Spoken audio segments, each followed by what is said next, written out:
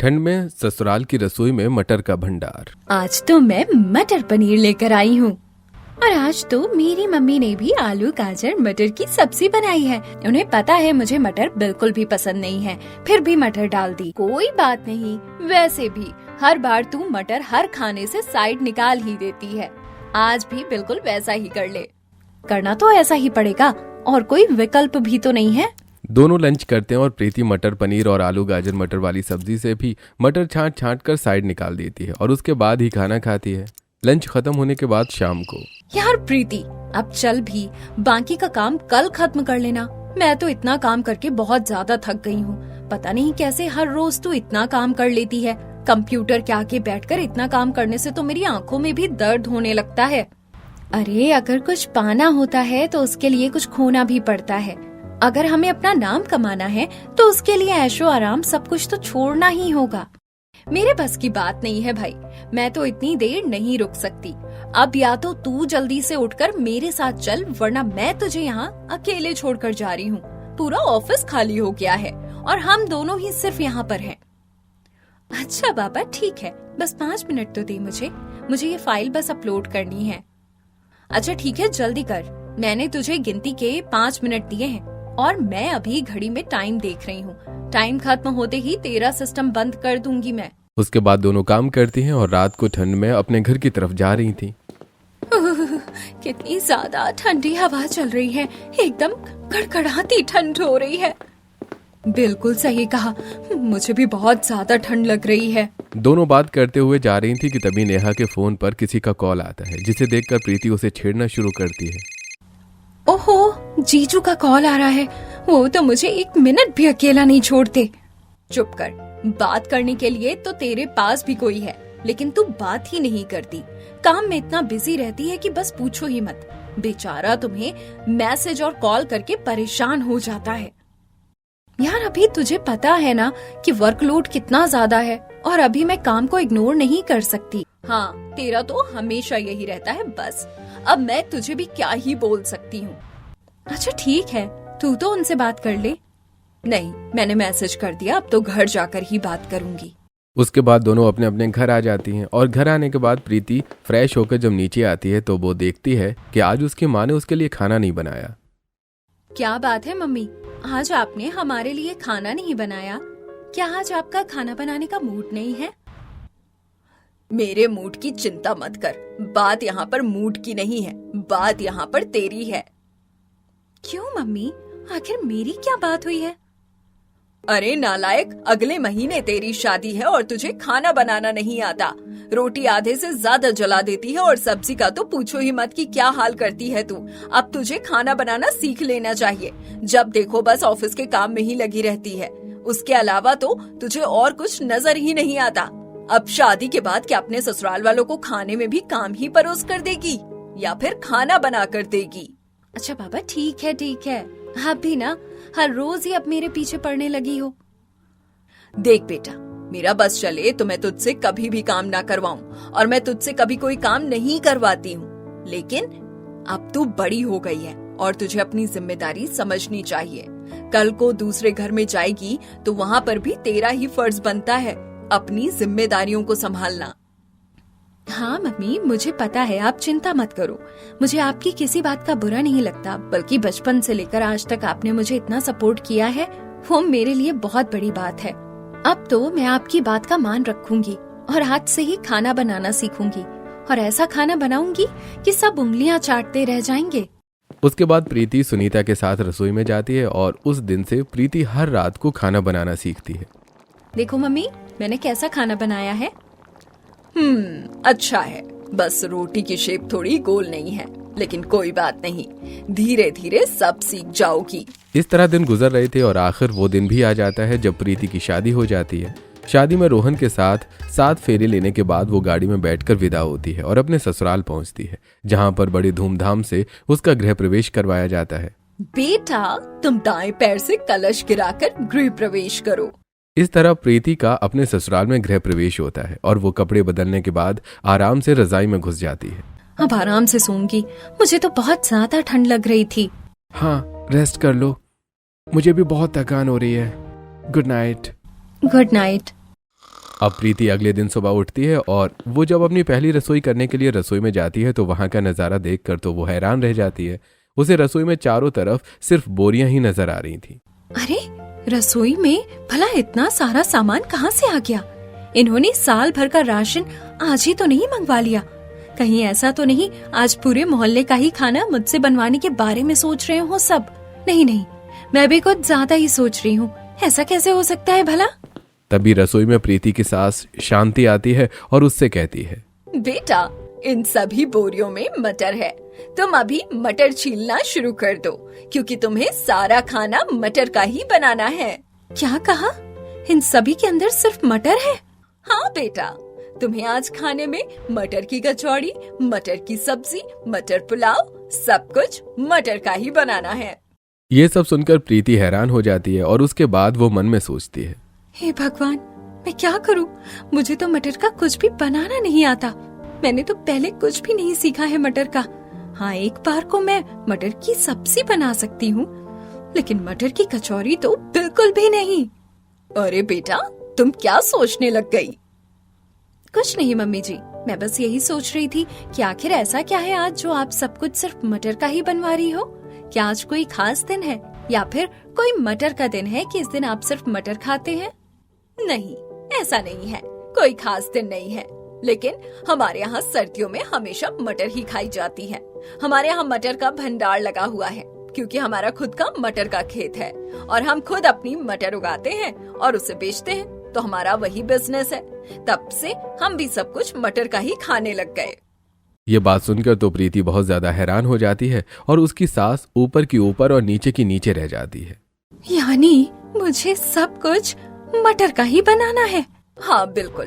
अच्छा ठीक है, अब तुम शुरू हो जाओ, अब मैं चलती हूँ यहाँ से। ये सब सुनकर प्रीति बहुत ज्यादा घबरा गई थी और उसे काफी परेशानी हो रही थी, क्योंकि उसने कभी भी मटर का तो कुछ भी नहीं बनाया था। अब प्रीति बोरी से ढेर सारी मटर निकालकर उसे छीलना शुरू करती है। मैं तो बहुत ज्यादा परेशान हो जाऊंगी इस तरह मटर छील छील कर।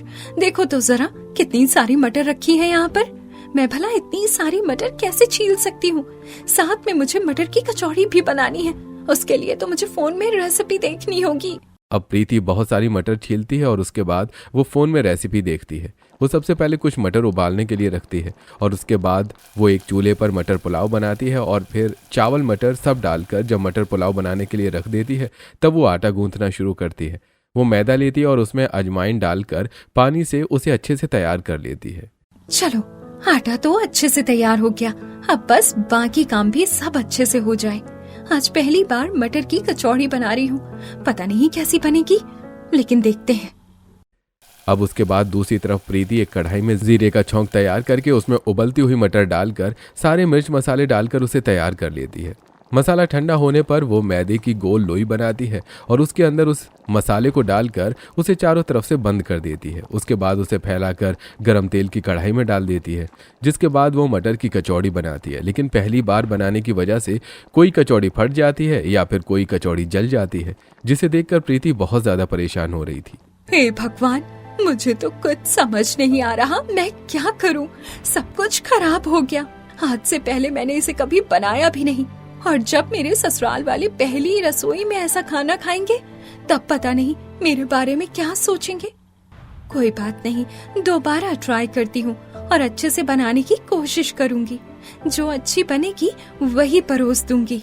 उसके बाद प्रीति फिर से दोबारा अच्छे से कचौड़ी बनाने की कोशिश करती है और इस बार कचौड़ी ठीक थोड़ी बनती है।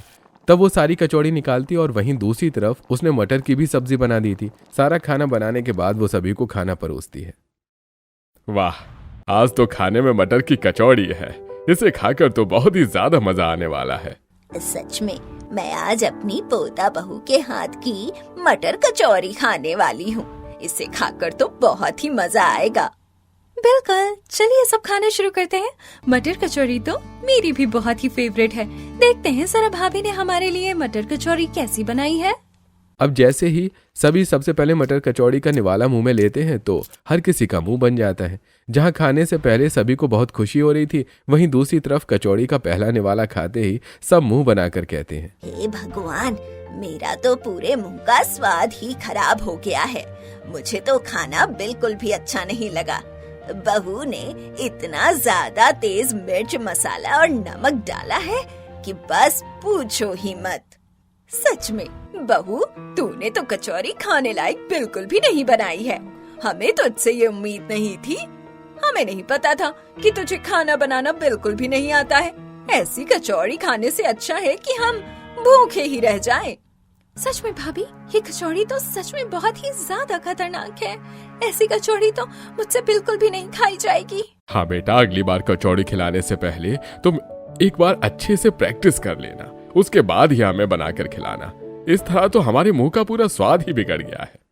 सभी के ताने सुनकर प्रीति को बहुत बुरा लगता है और वो उदास मन से कहती है, माफ कीजिए, मैं पहले कभी मटर इतनी खाती नहीं थी और हमारे घर में मटर कम खाई जाती थी, इसीलिए मैंने कभी मटर की कचौड़ी नहीं बनाई थी। मैंने अपनी तरफ से पूरी कोशिश की थी इसे बनाने की, लेकिन आगे से ऐसा नहीं होगा। आप सब चाहें तो मटर की सब्जी और मटर पुलाव खा सकते हैं। अब और कोई विकल्प भी तो नहीं है, यही खाना होगा। जैसे सब मटर पुलाव खाते हैं तो उन्हें वो थोड़ा ठीक लगता है, लेकिन उसमें बस नमक थोड़ा ज्यादा था। लगता है तुम अपने मायके में नमक को ज्यादा ही खाती थी, जो हर चीज में नमक भर भर कर डाल देती हो। कोई बात नहीं मम्मी, हर किसी का खाने का स्वाद थोड़ा अलग होता है और आज प्रीति का पहला ही दिन है। मुझे तो नमक बिल्कुल ठीक लग रहा है। प्रीति भी धीरे धीरे समय के साथ सब सीख जाएगी।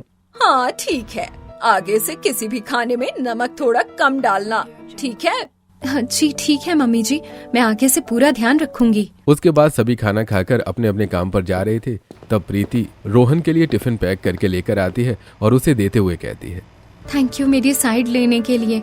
मुझे पता है कि खाने में सच में नमक बहुत ज्यादा था, मैंने टेस्ट किया था, फिर भी आपने कहा कि आपको नमक ठीक लग रहा है और आपने मेरा साथ दिया। अरे इसमें थैंक यू वाली ये बात कैसी है? तुम मेरी पत्नी हो और तुम्हारा साथ देना तो मेरा फर्ज बनता है। चिंता मत करो, समय के साथ सब ठीक हो जाएगा। तो कुछ इस तरह प्रीति की पहली रसोई होती है और पहली रसोई करने के बाद वो घर का सारा काम खत्म करती है और रात को। मम्मी जी, खाने में क्या बनाना है? तुम अभी रात को खाने में मटर पुलाव और मटर की सब्जी ही बना लो, बस उसमें नमक जरा कम रखना। लेकिन मम्मी जी, हमने सुबह और दोपहर में भी तो खाने में यही खाया था, तो क्या मैं अभी खाने में कोई और सब्जी बना सकती हूँ? आप कहें तो मटर पनीर ही बना दूंगी। बिल्कुल नहीं, मैंने तुम्हें आज सुबह ही बता दिया था कि हमारे घर में मटर के अलावा और कुछ नहीं बनता। तुमने मटर पुलाव अच्छा बनाया था, इसीलिए वही बना दो, और किसी चीज के लिए अभी हम रिस्क नहीं ले सकते। जी ठीक है मम्मी जी। अब रात को भी प्रीति फिर से रसोई में बैठकर मटर छील रही थी। अब फिर से इतनी सारी मटर छीलनी पड़ रही है मुझे। सच में मेरे ससुराल में तो मटर का पूरा भंडार लगा हुआ है। एक तो हर खाने में इतनी भर भर के मटर डलवाते हैं, बस पूछो ही मत। मैं तो इतनी ज्यादा मटर नहीं खा सकती, मैं तो परेशान हो जाऊंगी इतनी ज्यादा मटर खाने के बाद। अब बेचारी प्रीति को मटर नापसंद होने पर भी मटर का ही खाना बनाना पड़ रहा था। वो रात को सभी को मटर पुलाव बनाकर खिलाती है, खुद वो खाने में सारी मटर छांट छांट कर खा रही थी। क्या बात है बेटा, तुम मटर क्यों नहीं खा रही? मटर तो बल्कि बहुत अच्छी होती है। दरअसल मम्मी जी, मुझे मटर कुछ खास पसंद नहीं है, इसलिए। अरे भला, मटर भी किसी को पसंद नहीं आ सकती? मैं तो पहली बार देख रही हूँ। मटर तो कितनी स्वादिष्ट होती है, इसकी वजह से खाना कितना अच्छा हो जाता है। तुम्हें मटर जरूर खानी चाहिए। अपनी सास के कहने पर प्रीति थोड़ी सी मटर खा लेती है ताकि उन्हें बुरा न लगे। अब इस तरह प्रीति को हर रोज खाने में मटर का ही खाना बनाना पड़ रहा था। जब प्रीति सारा काम कर रही थी तब वो देखती है कि आंगन में भी हर जगह मटर की बेल लगी हुई है। वो आंगन में लगे पेड़ पौधों और फसलों को भी पानी दे रही थी। जब से ससुराल में आई हूँ तब से हर जगह सिर्फ मटर ही दिख रही है। इसके अलावा तो मुझे और कोई सब्जी तक देखना नसीब नहीं हुआ है। जब से यहाँ आई हूँ तब से घर में भी हर जगह मटर की ही बेल नजर आ रही है। यहाँ तक कि एक बेल तो रसोई के अंदर तक जा रही है। पता नहीं मेरे ससुराल वालों को मटर का भंडार लगाने से क्या ऑब्सेशन है। फसलों को पानी देने के बाद जब प्रीति घर के अंदर जाती है तो बेटा, बहुत जोर से भूख लगी है, तुम हमारे लिए खाने में कुछ बना दो। मम्मी जी बता दीजिए खाने में क्या बनाना है। तुम एक काम करो, गर्मा गर्म चाय के साथ गर्मा गर्म मटर के पराठे और उसके साथ मटर की चटनी बना दो। ओहो हो, क्या कॉम्बिनेशन हो जाएगा, बिल्कुल खाकर मजा ही आ जाएगा। ठीक है मम्मी जी, अभी बना देती हूँ। तब प्रीति रसोई में जाकर देखती है कि मटर तो खत्म हो गई है और वो वापस आकर अब ये बात शांति को बताती है। तब बेटा, आज घर में सारी मटर खत्म हो गई है ना? ये तो गड़बड़ हो गई। जी मम्मी जी, घर में कोई भी सब्जी नहीं है और जो मटर थी वो भी खत्म हो चुकी है। हाँ तो कोई बात नहीं, उस दिन तुम हमारे साथ खेत पर गई थी ना, तुम हमारे खेत से ही मटर लेकर आ जाओ। खेत की मटर खाने का तो मजा ही अलग है। अभी हमारे आंगन की लगी मटर अच्छे से तैयार नहीं हुई है, तब तक हम अपने खेत की ही मटर खा लेते हैं। जी ठीक है मम्मी जी, मैं अभी जाकर ले आती हूँ। अब प्रीति ठंडी ठंडी हवा में अपने खेत की तरफ जाती है। सच में कितनी ठंडी हवा चल रही है। इतनी ठंडी हवा में खेत में जाना तो बहुत मुश्किल काम है। अब पहले मुझे खेत में जाकर मटर छांटनी होंगी, उसके बाद घर जाकर मटर के दाने निकालने होंगे। ये काम तो बहुत ही ज्यादा टाइम कंज्यूमिंग है। मुझे तो लग रहा है इतना सारा मटर का भंडार देखकर मैं पागल हो जाने वाली हूँ। अब प्रीति खेत में जाती है और उसके बाद वहां पर सबसे पहले मटर छांटना शुरू करती है। खेत से सारी मटर तोड़ने में उसे बहुत ज्यादा टाइम लग रहा था। हे भगवान, इतनी सारी मटर निकालने में तो मैं पागल ही हो जाऊंगी। अब ये काम करती हूँ, थोड़ी बहुत ही घर ले चलती हूँ, वरना ऐसे तो यहीं पर रात हो जाएगी। अब जितना हो सकता था प्रीति उतनी मटर इकट्ठा कर लेती है। टोकरी में ढेर सारी मटर रखने के बाद प्रीति उसे सिर पर रखकर घर की तरफ आ रही थी। घर आने के बाद जब प्रीति रसोई में जाती है और सबसे पहले मटर छीलना शुरू करती है, जो कि सबसे मुश्किल काम है। सच में मुझे तो लग रहा है मैं पागल हो जाऊंगी। मुझे अब बहुत गुस्सा आ रहा है। मैं पहले कितनी इंटेलिजेंट लड़की थी, ऑफिस का काम बिल्कुल अच्छे से करती थी। अब देखो तो जरा, मुझे शादी के बाद क्या करना पड़ रहा है। हर रोज बस मटर छीलना पड़ता है। बहुत हो गया। मेरी कल ऑफिस की आखिरी छुट्टी है, उसके बाद मैं कल से अपने काम पर ही फोकस करूंगी, वरना मटर छील छील कर तो मेरा दिमाग भी छिल जाएगा। अब प्रीति सभी के लिए मटर के पराठे बनाती है और साथ में सिलबट्टे पर मटर की चटनी भी पीसती है। वो बड़ी मेहनत से खाना बनाने के बाद सभी को गर्मा गर्म चाय के साथ मटर के पराठे और मटर की चटनी परोसती है। सब बड़े मजे से मटर के पराठे चटकारे लगाकर खाते हैं। अरे भाई, गर्मा गर्म चाय के साथ मटर के पराठे और मटर की चटनी खाकर तो मजा ही आ गया। सच में बहू, आज तो तूने कमाल कर दिया। हाँ सच में, मुझे भी बहुत स्वादिष्ट लग रहा है। हाँ भाभी, चलो आज कम से कम आपने मटर का कुछ तो अच्छा बनाया। अब एक काम करना, कल संडे है और हम सब मूवी नाइट करेंगे, तो आपको हमारे लिए मटर पकौड़ा, मटर सैंडविच, मटर कटलेट, मटर बिरयानी बनानी है। साथ में मटर टोस्ट और मटर चाट भी बना देना। मटर की लंबी चौड़ी लिस्ट सुनकर प्रीति का सिर घूम जाता है। रात को प्रीति फोन पर। जी मैम, शादी के बाद अभी थोड़ा एडजस्ट करना मुश्किल हो रहा था, लेकिन अब मैं ऑफिस का काम करने के लिए पूरी तरह से तैयार हूँ। अभी मैं वर्क फ्रॉम होम करना चाहूंगी। तुम बहुत ही टैलेंटेड और होशियार हो। मुझे खुशी है कि इतने दिनों की छुट्टी के बाद तुम वापस आ रही हो। अब तुम पहले की तरह अपना काम पूरी मेहनत और लगन से करना। जी बिल्कुल मैम, आप चिंता मत कीजिए, मैं सारा काम अच्छे से करूंगी, बिल्कुल पहले की तरह। कॉल कट होने के बाद, क्या तुम घर के साथ जॉब मैनेज कर पाओगी? चिंता मत कीजिए, मैं सब मैनेज कर लूंगी। और अगले दिन सुबह तो वो पहले सभी को मटर की चटनी और मटर की सब्जी के साथ मटर की रोटी बनाकर दे देती है। मटर की सब्जी और मटर की रोटी तो तुमने बहुत स्वादिष्ट बनाई है। हाँ, अब लगता है धीरे धीरे भाभी मटर का खाना भी बनाना सीख रही है और एकदम परफेक्ट होती जा रही है। बाकी तो आज शाम को पता चलेगा कि हमारे संडे नाइट पर बहू क्या क्या बनाने वाली है। अब शाम को फिर से प्रीति खेत पर जाती है और वहां से बहुत सारी मटर लेकर आती है। पहले प्रीति खेत से ढेर सारी मटर तोड़ती है, जिसे तोड़ने के बाद वो थक जाती है और उसके बाद घर आकर वो मटर छीलना शुरू करती है। मटर छीलने के बाद वो मटर पकौड़ा, मटर कटलेट, मटर बिरयानी ये सब बनाने की तैयारी करती है। वो कुछ मटर सिलबट्टे पर पीसती है ताकि सब कुछ अच्छे से हो सके, और उसके बाद कढ़ाई में सब कुछ पकाने के बाद वो मटर सैंडविच और मटर चाट भी बना देती है। प्रीति ये सब पहली बार बना रही थी और इसलिए उसे घबराहट हो रही थी। पता नहीं सभी को ऐसा मटर का खाना खाकर कैसा लगेगा। मैंने अपनी तरफ से पूरी कोशिश की है, बस आप सभी को खाना पसंद आ जाए तो मजा आ जाएगा। अब प्रीति सभी को शाम को खाने में ये सारा खाना परोसती है, जिसे खाने के बाद हर कोई उसमें कमी निकालना ही शुरू कर देता है। मटर के सैंडविच में वो स्वाद नहीं आ रहा। तुमने मटर की चटनी तो बहुत स्वादिष्ट बनाई है, क्योंकि वो सिलबट्टे पर बनी है इसलिए। हाँ सच में, अब मुझे मटर की चाट में भी वो स्वाद नहीं आ रहा। बहू, मुझे तो लगता है तुझे खाना जरा ठीक से बनाना सीख लेना चाहिए। कोई भी चीज पहली बार बनाती है तो एकदम सत्यानाश ही कर देती है। अरे कम से कम तुझे मटर का खाना तो ढंग से बनाना ही चाहिए। रोज रोज के इतने ताने सुनने के बाद प्रीति को गुस्सा आता है और फिर भी वो अपने गुस्से पर काबू करते हुए कहती है, आप चाहे तो मैं कुछ भी बहुत अच्छा बना सकती हूँ, लेकिन मैंने आज से पहले कभी भी इतना मटर का खाना नहीं बनाया है, इसीलिए मुझसे खाना ठीक से नहीं बन रहा। आप भला कभी तो मटर के अलावा कुछ और खाने को बोलो, मैं कुछ भी अच्छा बना सकती हूँ। भला बाकी किसी और चीज में हम अच्छा बनवा कर क्या करेंगे, जबकि खाना तो हमें मटर का ही खाना होता है। तेरा और कुछ अच्छा बनाने का भला फायदा ही क्या है। जरा ठीक से खाने पर ध्यान दे और कल तुझे मटर की दाल और मटर की भरवा सब्जी बनानी है। इस तरह प्रीति के ससुराल वाले हमेशा उसे बस मटर की चीजें बनवाते थे। जब प्रीति ठंड में ठंडे ठंडे पानी से बर्तन धो रही थी तो मेरे ससुराल वालों को सच में मेरे काम की कोई कदर ही नहीं है।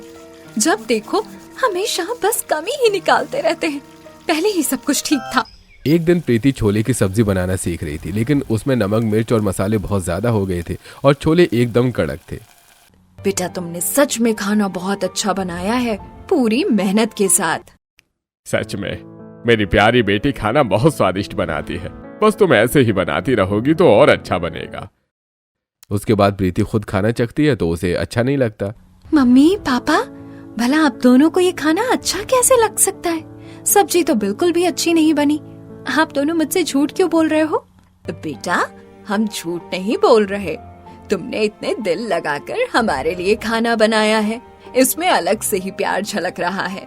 बिल्कुल, और जब हम प्यार से किसी के लिए खाना बनाते हैं तो उसे खाने का स्वाद ही अलग हो जाता है। प्रीति अपने बीते दिनों को याद कर रही थी। मम्मी पापा तो मेरे हाथ का खराब खाना भी खा लेते थे। अब अगले दिन से प्रीति घर का भी काम कर रही थी और उसे वर्क फ्रॉम होम भी मिल गया था।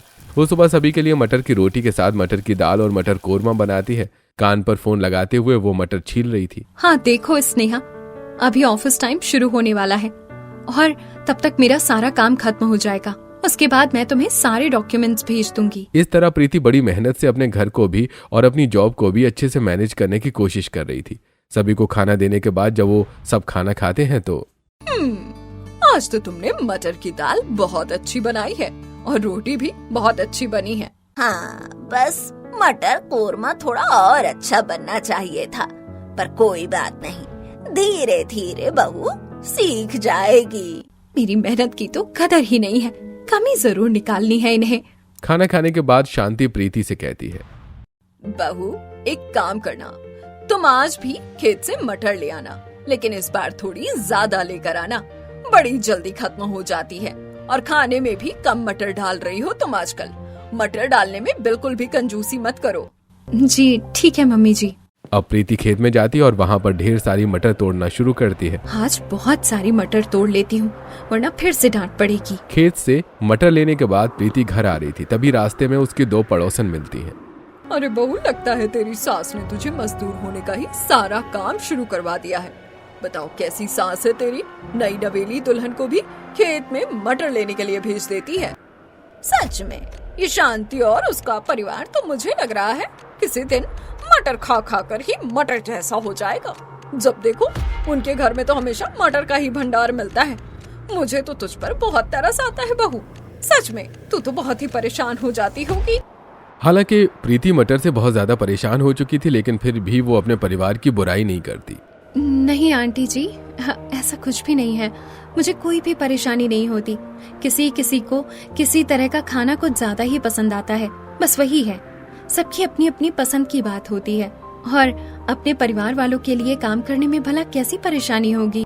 इतना कहने के बाद प्रीति घर आ जाती है और उसके बाद वो अपना ऑफिस का काम करती है, लेकिन उसे काम भेजने में बहुत देर हो जाती है क्योंकि वो खेत पर चली गई थी। आज फिर से मेरा काम लेट हुआ है, मुझे तो इस बार गंदी डांट पड़ने वाली है। अब प्रीति बड़ी मुश्किल से घर के काम के साथ ऑफिस का काम मैनेज कर रही थी। भले ही वो बहुत परेशान हो रही थी, लेकिन उसे अपने ऑफिस का काम करना बहुत अच्छा लग रहा था। अब प्रीति सुबह जल्दी ही घर का काम निपटा कर लैपटॉप में अपने ऑफिस का काम कर रही थी। सच में इतने दिनों बाद ऑफिस का काम करके कितना अच्छा लग रहा है। एक यही काम है जो मुझे करना अच्छा लगता है और जहाँ पर मुझे ज्यादा कुछ सोचना नहीं पड़ता।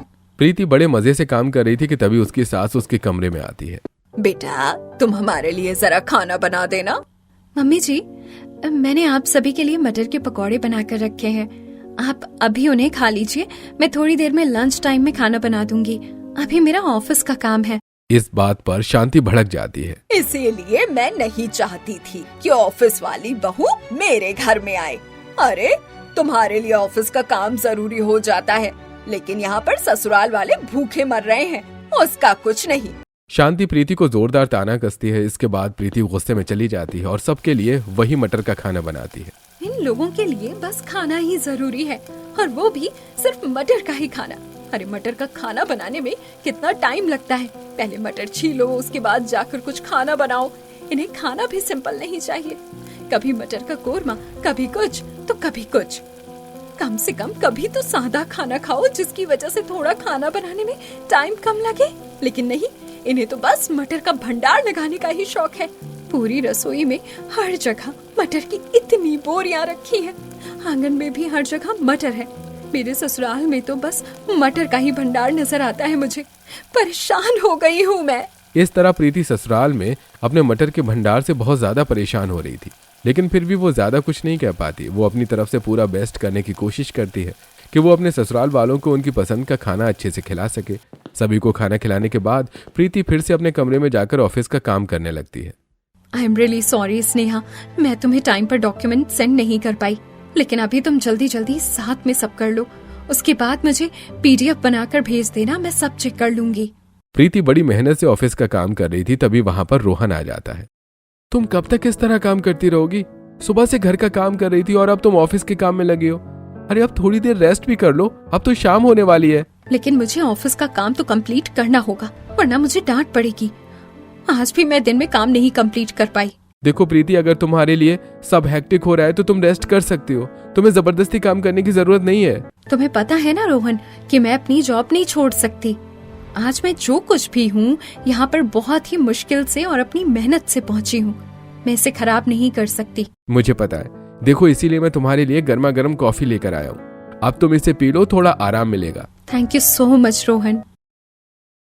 प्रीति ऑफिस का काम करते हुए गर्मा गर्म कॉफी का मजा ले रही थी, तभी वहां पर वो मजा खराब करने के लिए उसकी सास शांति आती है। अरे बहू, तू यहाँ पर आराम से बैठी है और हम सबको भूख लगी है। मम्मी जी, मैं आराम से नहीं बैठी, मैं ऑफिस का काम कर रही हूँ। क्या पूरा दिन बस इसी में लगी रहती है? चल अब जल्दी से खेत जाकर मटर ले आ और उसके बाद हमारे लिए खाना बना। क्या कहा? अब मुझे फिर से इतनी ठंड में खेत में जाना होगा मटर लाने के लिए? हाँ बिल्कुल, तू नहीं लाएगी तो और कौन लेकर आएगा? जल्दी कर अब। इतना कहकर शांति वहां से चली जाती है और प्रीति उदास हो जाती है।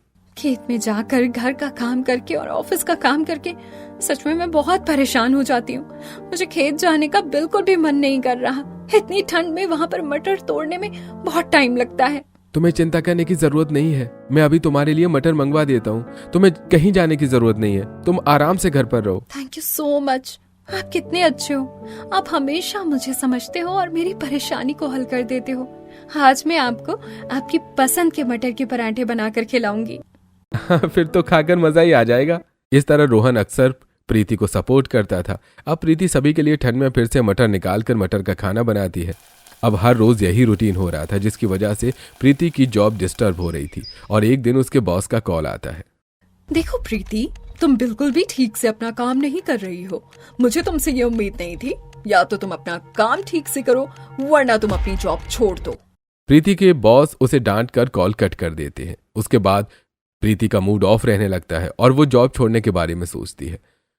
अब वो न तो किसी के साथ ठीक से बात करती है और ना ही किसी के साथ बैठकर खाना तक खाती थी। पता नहीं पोता बहू को क्या हो गया है। आजकल बस मुंह बना कर रहती है, ठीक से खाना भी नहीं खाती। पता नहीं माँ जी, आजकल की बहुओं का क्या हाल हो रहा है। जब वो बात उसकी सहेली नेहा को पता चलती है तो वो कॉल करती है। मुझे सुनने में आया है कि तुम जॉब छोड़ रही हो, लेकिन तुम ऐसा कैसे कर सकती हो? जॉब करना तो तुम्हें बहुत पसंद है ना, तो तुम ऐसा क्यों कर रही हो? क्या ये सब तुम्हारे ससुराल वालों की वजह से हो रहा है? मुझे बताओ प्रीति। नहीं, कुछ भी मेरे ससुराल वालों की वजह से नहीं हो रहा है। बस मैं अपने ससुराल वालों की ठीक से खातिरदारी नहीं कर सकती, बल्कि ना तो मैं ठीक से मटर का खाना बना सकती हूँ और साथ में खेत और घर का काम करना भी थोड़ा मुश्किल हो जाता है, बल्कि मुझे ही सब काम ठीक से करना चाहिए। लेकिन तुझे तो मटर बिल्कुल भी पसंद नहीं है। मुझे मटर पसंद नहीं तो क्या हुआ, मेरे ससुराल में तो सभी को पसंद है, तो मुझे भी कम से कम उनके लिए अच्छा ही करना चाहिए। लेकिन मैं फिर भी नहीं कर पा रही, सब बहुत मुश्किल हो रहा है, इसीलिए मुझे अपनी ड्रीम जॉब ही छोड़नी होगी। मैं अपने ससुराल वालों को तो जॉब की वजह से परेशान नहीं कर सकती। ये सभी बातें रिया सुन लेती है और वो सबको जाकर बताती है। हम सभी ने भाभी के साथ बहुत गलत किया। हमने कभी उन्हें समझा नहीं, हमेशा ताना दिया, और यहाँ तक कि उन्हें जो चीज नहीं पसंद वो हमारे लिए वही बनाती है। किसी के सामने हमारी बुराई तक नहीं करती। एक दिन तो शीला और कमला आंटी दोनों भाभी को उकसा रही थी, लेकिन फिर भी भाभी उन्हें ही जवाब देकर आ गई थी। ये सब जानकर सबको बहुत बुरा लगता है। हमें ऐसा नहीं करना चाहिए था, हमें सब ठीक करना चाहिए। अब शांति रोहन के साथ प्रीति को बाहर भेज देती है और पीछे से सभी उसके लिए पसंद का खाना बनाते हैं, जैसे छोले भटूरे और शाही पनीर के साथ नान और मीठे में गाजर का हलवा। जब प्रीति आकर देखती है तो ये सब खाना देखकर वो हैरान रह जाती है। ये सब क्या चल रहा है? कोई दावत हो रही है या कोई आ रहा है? बेटा, ये सब तुम्हारे लिए है। हम अपने स्वाद और स्वार्थ में तुम्हें भूल गए थे। हमें ऐसा नहीं करना चाहिए था।